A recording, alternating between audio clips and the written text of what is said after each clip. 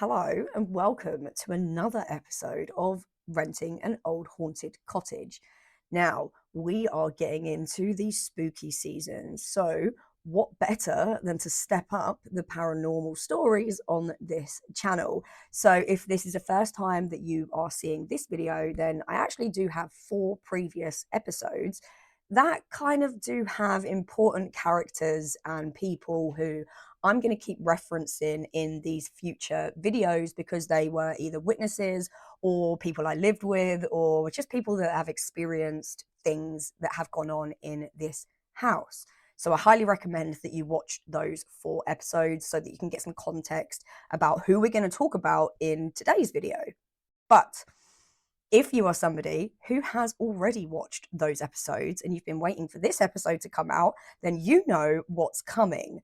You need to sit back, pause the video, go and get your snacks and your beverages, because this one includes a bit of a different story.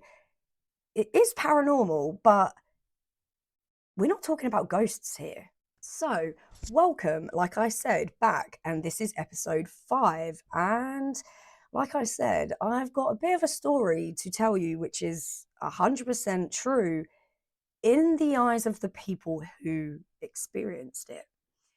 So, to dive in a little bit deeper about that, what I mean is there is a situation, I guess, an experience that was had by multiple people, 2 of which in the house that we're talking about on this series, and 2 people not in the house who also experienced it.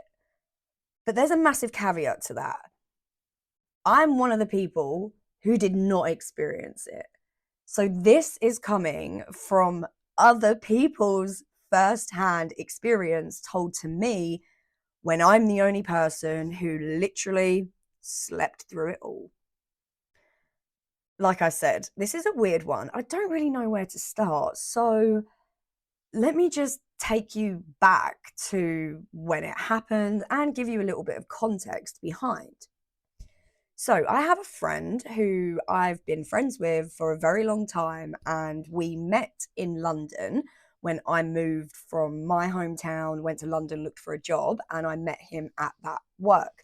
I have spoke about him previously on my channel. He is my friend who is autistic and that I've looked after pretty much for my pretty much whole life since I was 19. And he has a father that I don't quite agree with the energy, shall we say, around him and the way that he has treated his son throughout all these years. Yeah, that friend.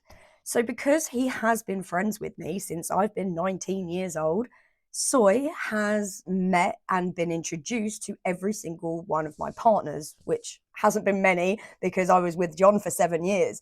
So of course he was introduced to John, and they're actually still friends now, which I love. You know, he still goes around and sees him, they still talk, and it's great that we still have this relationship as friends, right? And that's really important because it means that we can clarify details that happened way back when these things happened. So, Soy lived in London when myself and John lived in Suffolk, but many times he would stay in our spare room. So we'd have a 2 to 3 bedroom house. I mean, you could argue it was a second living room, but you could definitely make it into a bedroom that was downstairs, right? And then you had 2 bedrooms upstairs. So we would make the bedroom upstairs in a guest type area.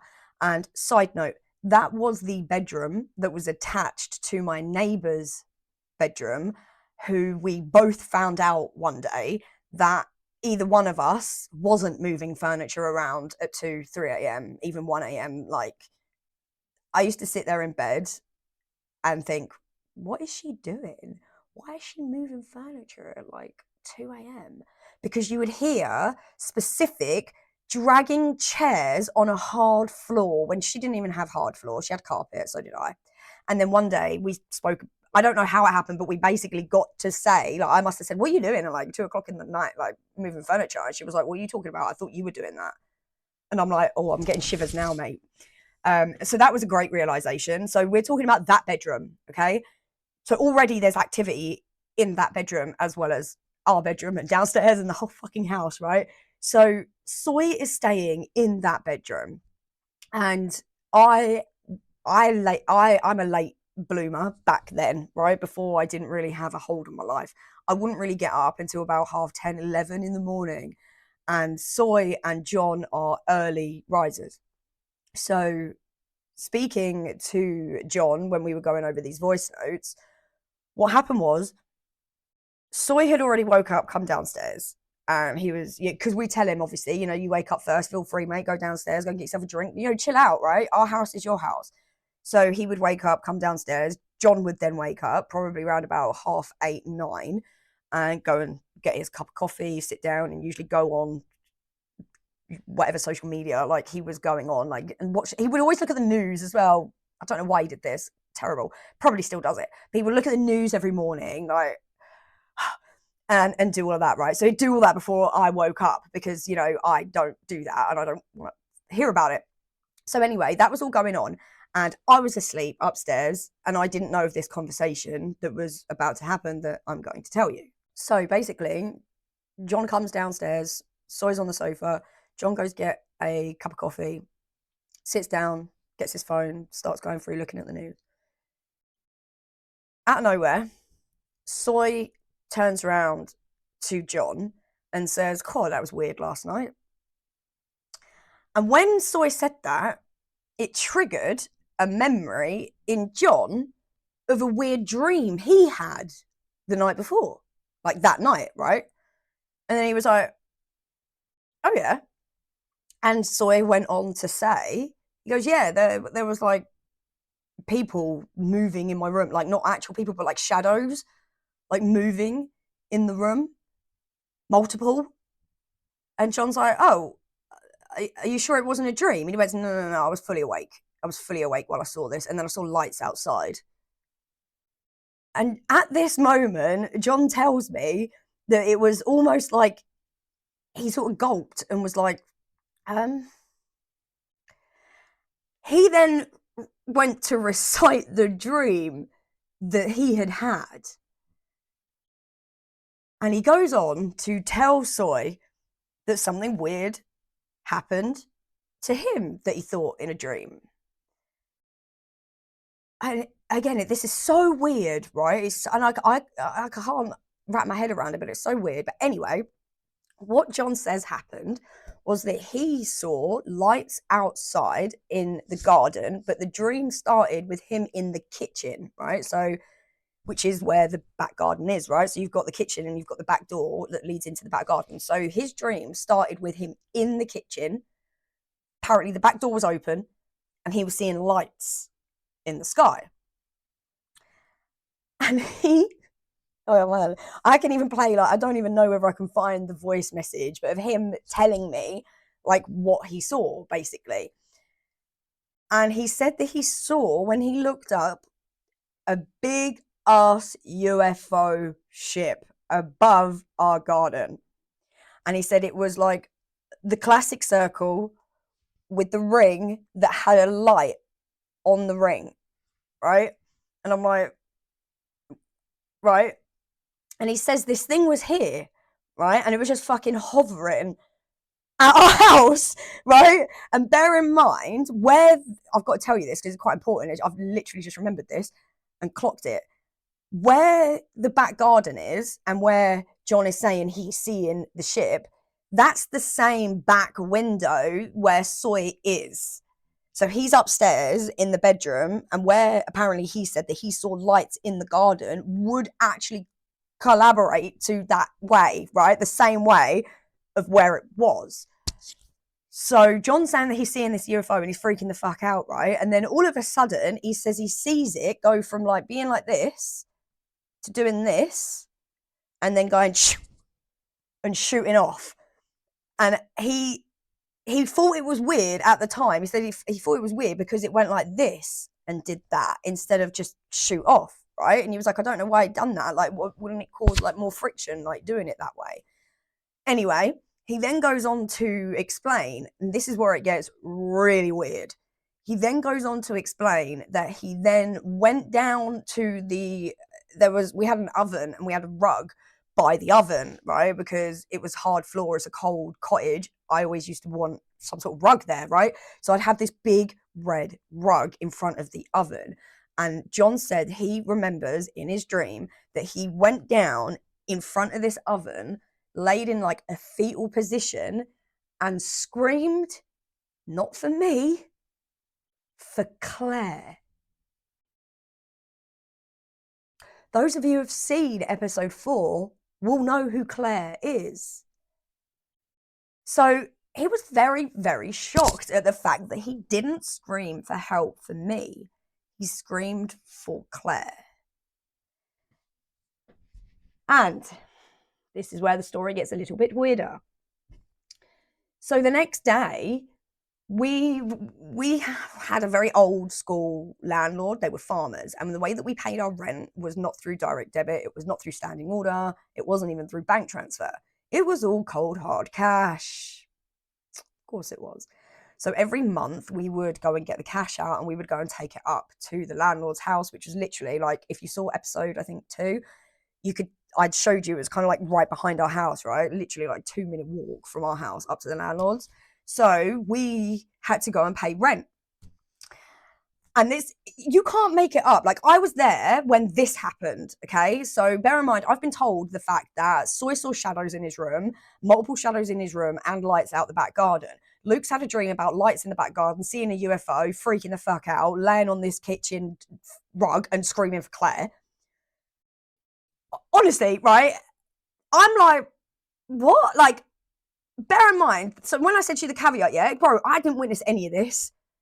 I do not remember any. If they did take me, which I don't think they did, because he cried for Claire, right? Nothing happened. Either nothing happened to me, they left me alone, or they did whatever they did, and I don't remember, and it didn't work on them, which I don't think is possible. I just think I was left alone for some odd reason. I don't know. Anyway, we go up to go and pay the rent. Tell me, why does the landlady turn around and be like, oh, there's weird lights in the sky last night? Out of nowhere. Out of nowhere. Why does she say that? Why does she turn around out of fucking nowhere and go, oh yeah, it was like weird lights in the sky last night? We were like, oh, was there? We didn't say anything. We were just like, oh, was it? Oh, right. Went back home and continued to freak out and be like, okay. Because what I didn't tell you is that, of course, when we spoke to Claire, it turns out she had a weird dream on that exact night that included being at Luke's house, seeing a UFO. But I cannot confirm this because I did not experience nada. I didn't see no shadows that evening. I didn't see no lights. I didn't see no UFO. I didn't get woke up. Don't think I got taken. Nothing. Nothing. Yet my landlady, Claire, Soy and John, all had the collective paranormal UFO experience that surrounded around my house. Great. This isn't a story, but this is really important, I think, to show you. It kind of gives you a little bit more sort of clarity maybe as to why I'm not able to see these things or witness these things or experience these things. Like, I don't know, but I wanted to show you this. So this is something else that did happen to us, right? And there's a bit of history behind it. So I'm going to tell you the history and then I'm going to tell you what happened. So, weird Suffolk, the haunting of Potsford Wood Gibbet. Now, if you don't know what a gibbet is, don't worry, we are going to go into it very quickly. But there is an area in Potsford, this is literally it, the Potsford Wood Gibbet, where the last known hanging, like actual hanging of somebody, was known. Okay, and there is like this area right here with this plaque, right? So remains of Potsford Gibbet in use at the end of the 17th century, last known hanging April 14th, 1699. Okay, and the last known hanging was somebody called Jonah Snell, right? And basically the TLDR is that this, like, Jonah Snell basically cold-bloodedly murdered 2 mill workers and then hung their bodies upside down until they were discovered. Right, so literally awful human being. He was then shortly afterwards found wandering the area, clutching a dripping axe and his clothes red with blood. So he was then arrested, appeared at the West Wickham Sessions Court, where he was then, of course, found guilty of cold-blooded murder of the men who had been working at the mill. He was then hanged at that Pottsford Wood hanging gibbet, his corpse displayed in an iron cage. Here we go. This is what the gibbet is, in the wood as a warning, right? And his remains molded in the cage until 1740, until the structure was lowered and what was left of Snell was buried nearby, which is absolutely insane. So this like cage type device, right, where they would literally like hang corpses and be a warning to be like, you do shit, you're going to end up like this, right? Real like Wild West times, like putting heads on spikes outside bloody castles and stuff, right? So barbaric times. And this is the last hanging that was there. And basically, there has been strong paranormal activity related and being witnessed at this exact area. So the story here, I will link it just in case anybody's like super interested in this, and I will link it so that you can maybe follow up on it. But basically, what I wanted to tell you is that there is a few people that have had weird things happen when they visited that place. And you've guessed it, myself and John went to go to see the gibbet, and there is a snippet that I wanted to play you. This is the first time that I've ever been able to do this because, to be fair, it's really hard to stop the swearing in his voice messages. So I've clipped it where hopefully it should be all right. But this is him explaining about when we went to Pottsford Gibbet. When we went there, you were just chilling, you were liking it, and as soon as I got there, like, what, fucking 30 seconds, a minute, I had that pounding headache. Pounding. I was just getting them bad vibes from the place, and then had to fucking leave straight away. Even in that tiny clip, he swore twice, right? But that's straight from the horse's mouth. Like he said, I was sitting there, I was cool, I was interested in the history, I was reading the sign, I was, thinking about what it was like. By the way, this was also nicknamed Drag Ass Hill because they would literally drag your ass up there, literally. And so there just goes to show how even in something so small, he got these overwhelming sensitive vibes to this kind of stuff. So maybe I am just not aware to certain things because, like I say, right, I have experienced stuff that I've told you about in my previous episodes, and there is some stuff that I have got to come, but there's one thing that will always stick with me because it's really hard to explain it without people getting the wrong idea about it, which is why I don't want to reveal it just yet. But maybe I am only susceptible to certain things. Like, I don't know. It's very, very strange. But I just wanted to add that little piece in there just to show you that he's a very, very sensitive person, clearly. Like, there were things happening like that I didn't even know, hence the UFO dream and going to the gibbet and feeling overwhelmingly sick with a pounded headache. There is one thing that happened to me that is the only weird paranormal thing that happened in my life up until living in this house, right? And that was when I was around 18, maybe 19, I think. And I wasn't in London at this time. I was down in southwest, basically. And it's very strange, but I'm just going to tell you exactly what happened, basically.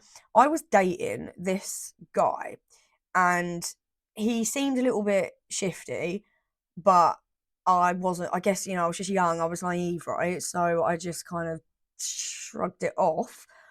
However, one day I was at my friend Georgie's house. I don't know if I've told this story. If I have, I'm sorry. But anyway, I was at my friend Georgie's house, right? And Georgie looked like Tupac, like legit. I wish I had a picture of him. He absolutely looked literally like Tupac. Anyway, I just thought I'd shove that in there because I always used to boost him up. And I was around Georgie's, and basically, he went down to the shop. So, really important, he lived above like a convenience shop, right? So, if you know, like probably in the US and other places, but in the UK, we have shops at the bottom, and then people can rent like upstairs. So, you don't go through the shop, there's like a door next to the shop that you go up, right? And Georgie was renting a room in one of these like little house areas above the shop. So I went over and just chilling with him, and basically he wanted to go down to the shop and go get a drink. So he went down to the shop, and honestly, it's so weird, right? But anyway, out of nowhere, I hear him say, "Yo, Katie, have you got the keys?" And I was like, "Keys, keys, keys. He must be stuck at the door. Keys, keys, keys." And I look around and I see these keys on the table. So I grab these keys. Mate, I remember it like it was yesterday. I grab these keys off of the table, and as I go out the window, because remember it's above a shop, right? So it's a story high. So I need to throw them out the window to him. As I'm about to throw the keys out the window at that exact specific time, the 280 bus came past, and it was a double decker that was the exact same height as the window. And as it was going past, who did I see? My quote unquote boyfriend with another girl. And I went, and I specifically remember holding the keys in my hand and just watching like that. And I was like, oh my God. And as I looked down to go throw him the keys, he weren't there. Within 5 seconds of me being like, he walked through the door. And I'm like, yo, George, you just asked me for the keys, right? And he was like, no, I'll leave the door open. And I'm like, did you not? No, wait. Did you not just like ask? Did you not just shout at me, "Yo, Katie, get the keys"? And he was like, no. Like he was so confused because I was so confused. But I'm telling you now, I didn't know what this was until like literally a couple of months ago. To be honest, I think I experienced a mimic. I didn't even know these things fucking existed until like watching spooky stories on YouTube. So a mimic is something that can mimic people's voices. Oh my God, it makes me, I don't like that. I don't like that. But I specifically remember that. And if it hadn't have been for whoever said to me, Katie, get the keys at that exact time of me looking, I still would have been like, seeing this man would have been cheating and like all of that. But as soon as I saw that, I was like, oh hell no, fucking block, and blocked him. And then I was done with it. So that's the only ever thing I've had like experience, right? And that was when I was like 18. I'm sure I was 18. I must have been either 18 or 19 years old. And then I was in my sort of late 20s when I started living in this house.